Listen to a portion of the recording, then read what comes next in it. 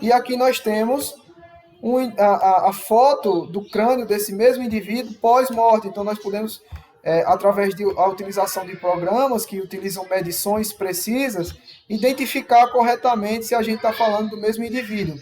Eu não sei se vocês pararam para perceber, em alguns filmes a gente até verifica, né, que, por exemplo, quando você vê algum filme de tráfico e tal, quando estão matando alguém, estão queimando, estão desovando o corpo, os caras, eles, depois que o corpo está completamente carbonizado, ele pega o crânio e começa a retirar os dentes, né? Que é justamente para dificultar esse processo de identificação. Isso aconteceu muito também, pessoal, no período da ditadura militar. Existem várias pessoas que estão ainda desaparecidas no período ainda do período da ditadura militar, que as famílias esperam por respostas para saber o que foi que aconteceu e não conseguem. Por quê? Porque material ósseo, o esqueleto foi completamente perdido, a arcada dentária desses indivíduos foi perdida também, tá certo? Então, se torna bastante difícil a identificação sem o material ósseo. Mas com o avanço dos programas, né, o avanço dos softwares, essa impunidade ela foi diminuindo, esses crimes, a impunidade desses crimes foi diminuindo graças a esses programas de software mais avançados. Agora nós vamos falar aqui de uma outra estrutura, né, presente no sistema esquelético, que é a coluna vertebral, né? A coluna vertebral ela tem uma característica peculiar que ela apresenta certas curvaturas, né? Então ela apresenta curvaturas que a gente chama de lordose e curvaturas que a gente chama de cifose, certo? Então essas curvaturas elas podem ser divididas ou classificadas em primárias e secundárias. Quais são as curvaturas primárias? Curvaturas primárias, pessoal, são aquelas em que o indivíduo apresenta já no período fetal. Então, são curvaturas presentes no período fetal. Então, quais são elas? São a cifose torácica e a cifose sacrococcígea. Essas duas curvaturas elas estão presentes no período embrionário, de desenvolvimento embrionário do indivíduo. Já essas duas lordoses, elas são chamadas de curvaturas secundárias. A lordose cervical, ela é desenvolvida quando a criança ela começa o processo de engatinhar, né? Eu não sei se vocês já viram a criança quando ela começa a engatinhar, ela não engatinha arrastando a fuça no chão, né? Ela tende a querer olhar para frente para poder se movimentar, então ela levanta um pouco o pescoço. E aí essa curvatura natural, ela se origina, ela fica mais proeminente, certo? A segunda curvatura secundária, que também é natural, é a lordose lombar. E aí essa lordose lombar, o indivíduo ele vai adquirir quando ele começar a deambular, né? Quando ele começar a querer dar os primeiros passinhos, a tentar se equilibrar e começar a andar. Então essa curvatura aqui ela vai se desenvolver para facilitar o processo de equilíbrio e de locomoção com a utilização das pernas, beleza? Existem alguns casos em que essas curvaturas elas sofrem irregularidades. Então, por exemplo, nós temos aqui a escoliose.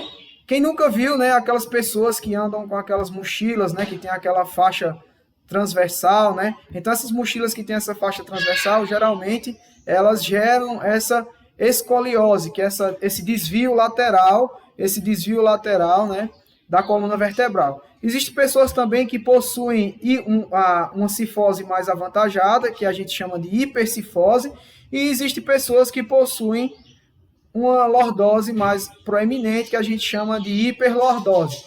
Cada uma delas aqui tem casos clínicos específicos que a gente possa explicar, tá ok? Então, ó, por exemplo, pessoas com hipercifose, geralmente mulheres que têm as mamas muito avantajadas, né? Tem as mamas muito grandes, a massa de mama muito grande, então ela tende a sofrer com o peso das mamas e desenvolver essa hipercifose. Muitas vezes também isso acontece, eu já ouvi relatos também, isso acontece porque as meninas têm a mama, começam no período da adolescência, as mamas começam a se avantajar e elas ficam com vergonha, né? E é normal de se entender, né? Uma sociedade que a gente vive completamente machista, então elas ficam com vergonha ou até mesmo com medo, né? De serem lesadas tanto fisicamente como psicologicamente, então elas tendem a encurvar a sua coluna para aparentar que as suas mamas elas não são tão grandes quanto elas são originalmente, não é isso? Então, essa é uma das causas da hipercifose. Uma causa da hiperlordose acontece em mulheres gestantes, né? Então, devido ao peso da barriga, né? Devido ao peso do bebê e do líquido amniótico, essas mães elas começam a fazer força para trás para se manterem equilibradas, né? Para manter o seu eixo de equilíbrio. Já pensou se elas mantivessem uma lordose normal? Então ela iria cair, ela não iria conseguir se equilibrar devido ao peso, né? Devido ao peso do bebê e do líquido amniótico. Então, para ela manter esse eixo de equilíbrio, né? Então ela tende a pressionar essa parte lombar para frente, e aí você tem um aumento dessa hiperlordose, você tem o surgimento dessa hiperlordose. Então, a coluna vertebral ela é dividida em 33 vértebras, né? E essas vértebras elas são divididas por regiões. Então, nós temos a região cervical, nós temos a região torácica, nós temos a região lombar, e por último nós temos a região do sacro. Alguns autores consideram tudo isso aqui como uma região só, então eles chamam de região sacrococcígena, tá certo? Então, a região cervical nós temos da C1 até a C7, na região torácica nós temos da vértebra T1 até a T12, na região lombar nós temos da vértebra L1 até a L5, e na região do sacro nós temos da S1 até a S5, beleza? E por último nós temos o cóccix, né, pessoal, que nada mais é do que um vestígio da nossa cauda, né, o vestígio da cauda primata que nós já possuímos, tá certo? Então, ó, as vértebras, né, as vértebras da coluna vertebral, né, elas podem ser classificadas como vértebras atípicas e vértebras típicas. Vértebras típicas são aquelas que apresentam um padrão clássico de vértebra, tá certo? Então, ela apresenta o corpo da vértebra, ela apresenta esse forame vertebral, que é esse espaço, ela apresenta também esse processo espinhoso com tamanho médio, tá certo? Esse processo espinhoso com tamanho médio, beleza? E nós temos aqui as vértebras, 3 vértebras que são chamadas de vértebras atípicas. Nós temos as mais famosas, né, que é a C1 e a C2, que é a Atlas, não é isso? E a Axis. A Atlas, como você pode ver, ela não tem o corpo da vértebra, então a principal característica dela é que ela não tem o corpo da vértebra, e a Axis é que ela tem esse processo odontoide, evidente, ó, tem esse processo odontoide muito evidente, certo? E por último nós temos a C7. A C7, ela, por alguns autores, ela também é considerada como uma vértebra atípica, por quê? Porque ela tem a presença desse processo espinhoso bastante proeminente, acima da média das demais, tá certo? Então, essas vértebras podem serem divididas em vértebras em vértebras atípicas e vértebras típicas, ou vértebras clássicas, tá certo? Então, cada uma delas vai ter uma característica importante para diferenciar entre as vértebras atípicas. A C1, a Atlas, é a não presença, né, do corpo vertebral. A C2 é a presença do processo odontoide. E a C3 é a presença de um processo espinhoso bastante proeminente. Então, como eu falei para vocês, né, a coluna vertebral é dividida em regiões. Então, na região cervical, nós temos as vértebras cervicais, né? E qual é a principal característica das vértebras cervicais? A presença do forame transverso. Você pode perceber isso também aqui na Atlas, na C2, né, na Axis, e você também pode perceber ela também na C7. Esse forame transverso, ele permite o quê? Ele permite a passagem da artéria cervical. Nós temos também as artérias lombares, e a artéria lombar, a primeira característica dela é que ela tem esse corpo muito avantajado, esse corpo vertebral bastante avantajado, e o forame, esse forame presente nela é de formato triangular, formato bastante triangular, certo? E por último nós temos as vértebras torácicas. Essas vértebras torácicas, a principal característica delas é a presença dessas fóveas, né?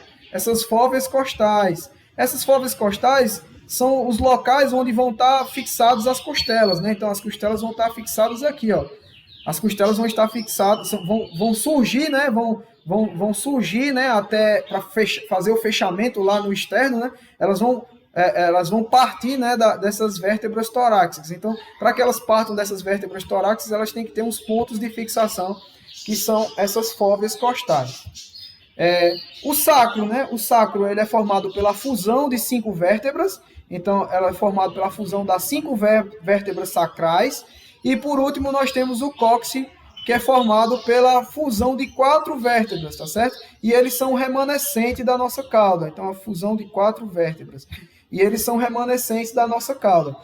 Alguns autores, como eu vi falar para vocês, consideram tudo isso aqui como uma região só, região sacrococcígena, região sacrococcígena. Já outros autores consideram como regiões separadas, região do sacro e região do cóccix, tá certo? Região do sacro formado por 5 vértebras fusionadas, 5 vértebras sacrais fusionadas, não é isso? Já a região do cóccix formado por 5 vértebras, ou por 4 vértebras fusionadas, e ela é o remanescente da cauda. Por último, nós temos as costelas, né, pessoal? As costelas, elas são formadas por 12 pares. Essa caixa torácica, né, que a gente chama de caixa torácica, ela é formada por 12 pares de costelas. Sendo que essas costelas, elas podem ser classificadas também. Então, existem 7 pares que a gente chama de 7 pares verdadeiros, ó. Então, ó, 1, 2, 3, 4, 5, 6 e 7. Por que eles são chamados de pares verdadeiros? Porque eles estão ligados diretamente ao externo, que é esse osso aqui, ó, que é esse osso central, não é isso? Esse osso central da parte ventral da caixa torácica, tá certo? E também nós temos 3 pares que a gente chama de pares falsos. Esses pares falsos, ó, você pode ver, ó, 1, 2 e 3, certo? Eles estão ligados indiretamente ao externo, eles estão ligados de maneira indireta ao externo. Por último, pessoal, nós ainda temos 2 pares de costelas que são chamados de costelas livres ou costelas flutuantes, né? Ó, um par e o outro par, que ela vem bem aqui, ó, ela termina bem aqui a pontinha dela, né? Então, são chamadas de costelas flutuantes. Elas não têm nem ligação direta nem ligação indireta com o externo. Uma característica, uma curiosidade importante, antes da gente finalizar a aula, é que essas costelas flutuantes, algumas pessoas, já existem alguns processos cirúrgicos para remover essas costelas flutuantes. Principalmente aquelas mulheres que querem ter um quadril mais alargado e uma cintura mais fina. Então, elas conseguem essa cintura mais fina, em vez de conseguir com atividades físicas específicas, elas conseguem essa cintura mais fina através da remoção dessas costelas flutuantes. Isso não é indicado, né, por médicos sérios. Por quê? Porque, como vocês podem ver, essas costelas flutuantes, elas servem, né, como proteção da parte dorsal do corpo, né? Então, elas servem como proteção adicional da parte dorsal do nosso corpo, beleza? Então, pessoal, a gente vai ficando por aqui. Essa aula já é a segunda vez que eu estou gravando ela. A primeira, acidentalmente, né, o programa não ativou o áudio, então eu gravei a aula completa sem o áudio. Como a gente está retornando, mas o curso de anatomia foi o que teve menos aulas até agora, a gente já retornou com a aula, principalmente para fechar, né, o assunto da última aula, que foi sistema esquelético. Aí na próxima semana a gente vai ter o nosso Tira Dúvidas e eu vou passar para vocês um formulário, um forms para vocês, com uma atividade de revisão para que vocês possam ficar novamente a par de todo o assunto que a gente já trabalhou até agora e, se Deus quiser, conseguirmos fechar esse semestre, tá ok? Então, valeu, um abraço, bom estudo.